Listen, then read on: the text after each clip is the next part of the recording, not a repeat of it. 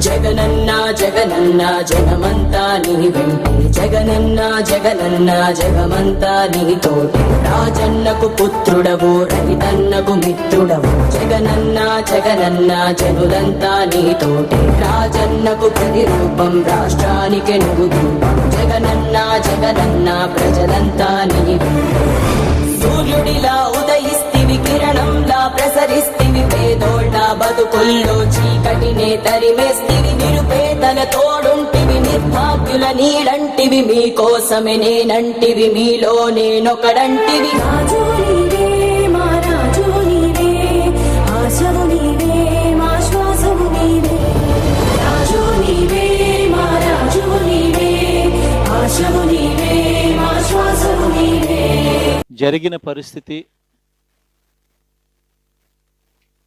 అందరికీ కూడా తెలిసిందే. గత చరిత్రలో ఎప్పుడూ జరగని విధంగా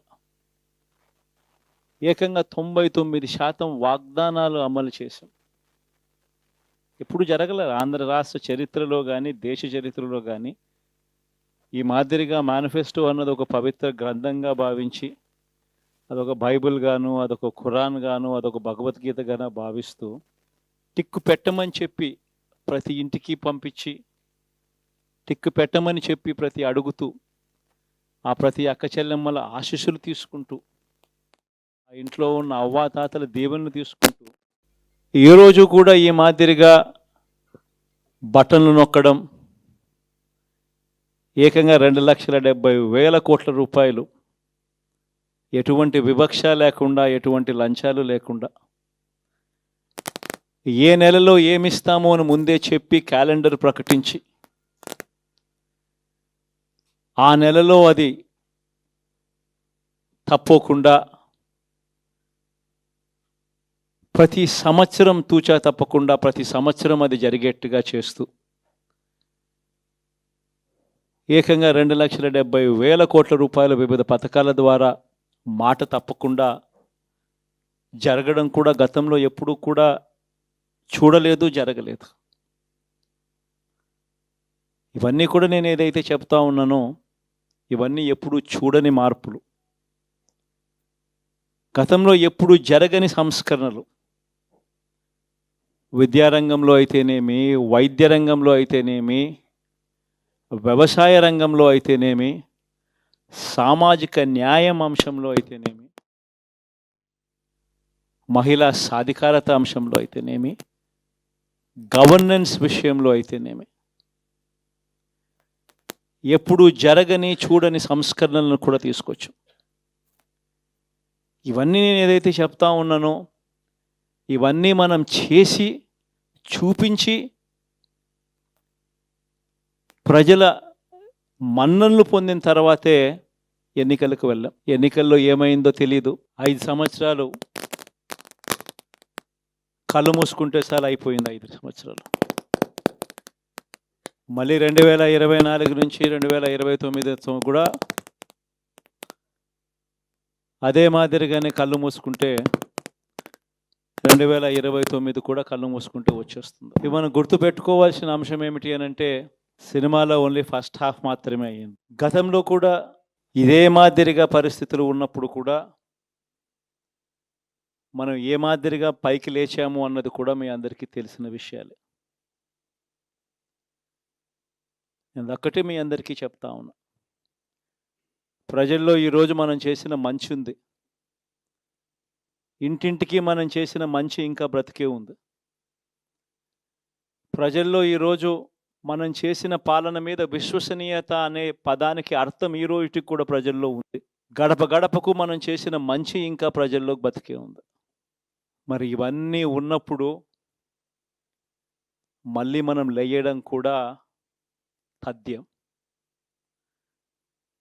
కాకపోతే కొంచెం టైం పడుతుంది. ఆ టైం ఇవ్వాలి. ఆ టైం ఇచ్చినప్పుడు, అది జరిగినప్పుడు, పాపాలు పండినప్పుడు ఖచ్చితంగా మళ్ళీ మనం పైకి లేస్తాం. ఈ విషయం ప్రతి ఒక్కరం కూడా గుర్తుపెట్టుకోవాలి. ఎందుకు ఈ మాట కూడా చెప్తా ఉన్నానంటే, రాజకీయాలలో అన్నిటికన్నా ముఖ్యమైన అంశం క్యారెక్టర్, విలువలు, విశ్వసనీయత. ఈ పదాలకు అర్థం తెలిసి ఉండడం రాజకీయాలలో చాలా అవసరం. రాజకీయం అంటే ఎల్లవేళలా అధికారమే కాదు. అధికారంలో లేనప్పుడు కష్టాలు ఖచ్చితంగా వస్తాయి. కానీ ఖచ్చితంగా కష్టాలు వచ్చినప్పుడు మనం ఖచ్చితంగా ఏ రకంగా రియాక్ట్ అవుతాం అన్నది మన చేతుల్లో ఉంది. విలువలు, విశ్వసనీయత లేని మనిషిగా రాజకీయాలు చేద్దామా, లేదా కష్టాలు వచ్చినప్పుడు ఆ కష్టాలను ఎదుర్కొని హుందాగా నిలబడుతూ మళ్ళీ 5 సంవత్సరాలు కళ్ళు మూసుకుంటే 5 సంవత్సరాలు అయిపోతాయి, మళ్ళీ 5 సంవత్సరాల తర్వాత మన పాలన వస్తుంది, మన ప్రభుత్వం వస్తుంది, అప్పుడు మళ్ళీ మనమే ఆందోళన ఎక్కుతాం అన్నది కూడా గుర్తుపెట్టుకొని అడుగులు వేస్తామా అన్నది మనలో ప్రతి ఒక్కరూ కూడా ఆలోచన చేసుకోవాలి. ఇదే మన ప్రభుత్వం అధికారంలో ఉన్నప్పుడు కులం చూడలేదు, మతం చూడలేదు, ప్రాంతం చూడలేదు, రాజకీయాలు చూడలేదు, చివరికి ఏ పార్టీకి ఎవరు ఓటు వేశారు అన్నది కూడా చూడకుండా ప్రతి పథకము కూడా డోర్ డెలివరీ చేయించాం మనం.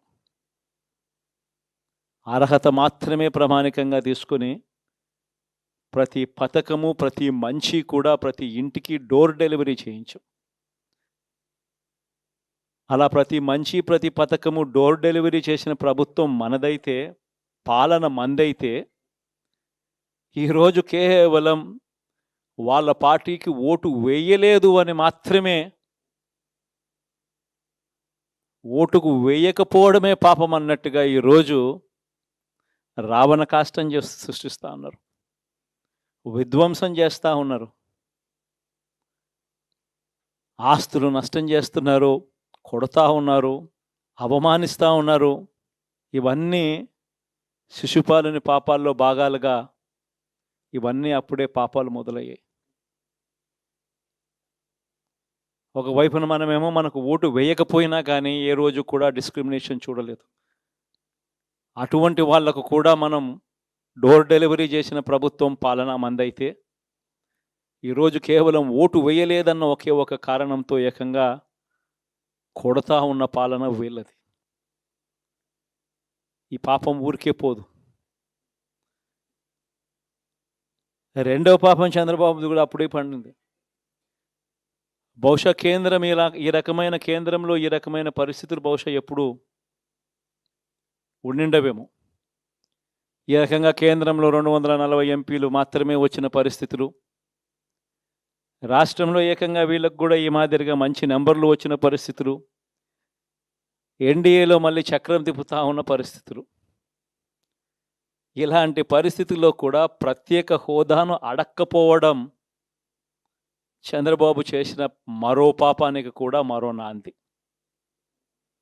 ఇలాంటి పరిస్థితుల్లో కూడా ప్రత్యేక హోదా మనం అడిగి తెచ్చుకోలేకపోతే రాష్ట్రంలో ఏ ఒక్క యువకుడు కూడా క్షమించడు చంద్రబాబు నాయుడు. మనం కొంచెం ఈ పాపాలు పండేదాకా మనం గట్టిగా దీన్ని నిలబడగలిగితే, ముందుకు తీసుకొని పోగలిగితే ఈ పోరాటాన్ని ఆటోమేటిక్గా శిశుపాలుని 100 పాపాలు ఫాస్ట్గా ఎరోడ్ అయిపోతాయి. కాబట్టి ప్రతి ఒక్కరూ ఈ విషయాలన్నీ గుర్తుపెట్టుకోమని కోరుతాం. ఇవన్నీ బహుశా నేను చెప్పేటివన్నీ కూడా మీ అందరికీ కూడా తెలియనేటివి కాదు. కేవలం నేను మీ అందరికీ గుర్తు మాత్రమే చేస్తా ఉన్నా. కష్టాలు రావడం అన్నది సర్వసహజం. కష్టాలు ఇలా మనం ఎదుర్కొని నిలబడడం అన్నది మన చేతుల్లో ఉన్న అంశం అన్నది మాత్రం ఖచ్చితంగా ప్రతి ఒక్కరూ గుర్తుపెట్టుకోమని మీ అందరితో కూడా కోరుతా ఉన్నాను. శాసనసభలో, చట్టసభలో మీ సభే అన్నిటికన్నా ముఖ్యమైన సభ అవుతుంది. ఓటు వేయలేదు అన్న ఒకే ఒక కారణంతో మనుషుల్నే కొడతా ఉన్న పరిస్థితుల్లో, మనుషుల్ని అవమానిస్తూ ఉన్న పరిస్థితుల్లో, మనుషుల్నే బలవంతంగా ఆస్తి నష్టం చేస్తూ ఉన్న పరిస్థితుల్లో ఇక ప్రతిపక్షం ఉన్నది ఒకటే ఒక పార్టీ, ఆ పార్టీకి అవకాశం ఇవ్వాలా అన్న కనీస నైతిక విలువలు వాళ్ళు పాటిస్తారన్న నమ్మకం నాకైతే లేదు. కాబట్టి మీరు చేయాల్సిన పాత్ర గొప్పది, చాలా ఉంది అన్నది మాత్రం గుర్తుపెట్టుకోండి.